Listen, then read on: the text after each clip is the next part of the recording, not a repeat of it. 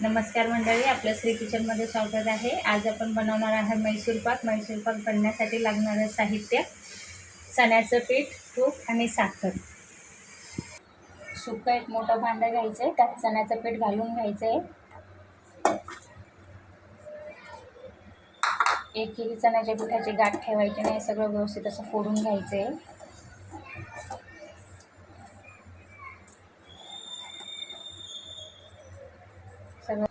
सगळं झालंय। आता काठी फोडून आपण तूप गरम करून घेऊया।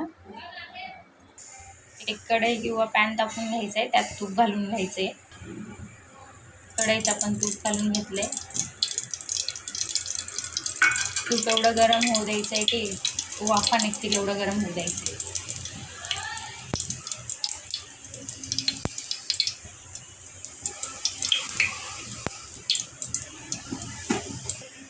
आपलं तूप गरम झालंय, तुपाच्या वाफा निघायला लागल्यात। आपण हे तूप आता बेसन पिठात घालून घ्यायचंय। गरम झालेलं तूप आता आपण बेसन पिठात घालून घ्यायचंय।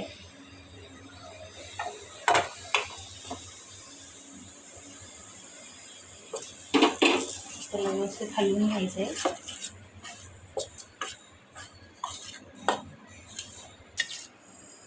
तूप ओतून झालं की त्याच्या पूर्ण गाठी फोडून घ्यायच्या आहे। एकदम ह्या टाईपचं पातळ झालं पाहिजे। आता आपल्याला पाक पण बनवायला ठेवायचा आहे। एका साईडला जेवढं बेसन तेवढंच तूप, तेवढीच साखर पाक करायला घ्यायचं आहे। आपण तुपाच्याच कढईत पाक करून घेणार आहे। थोडंसं पाणी घालून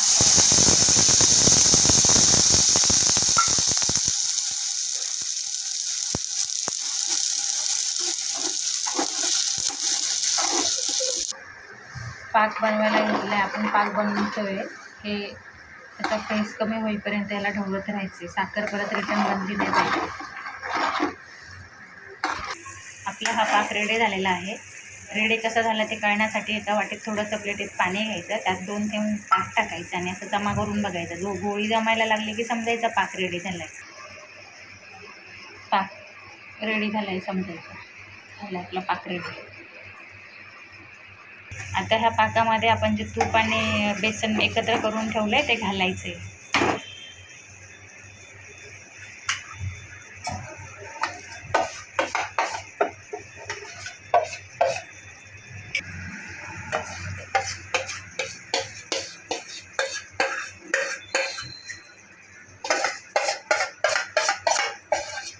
आता ह्याला कंटिन्यू ढवळत राहायचं आहे।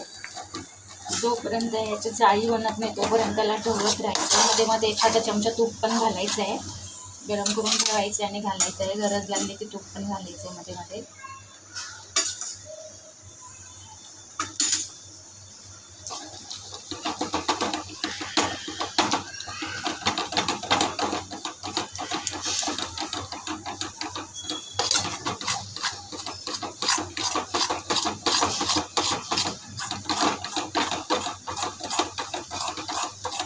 जाळी बनायला लागेल याची। साईडला एका ताटाला किंवा डब्याला तूप लावून घ्यायचे। ताटाला तूप लावून घेतलं, ह्याची आता जाळी तयार झाली। याला आपल्याला ताटात काढून घ्यायचे। तयार झाली, आपल्याला ताटात काढून घ्यायचे।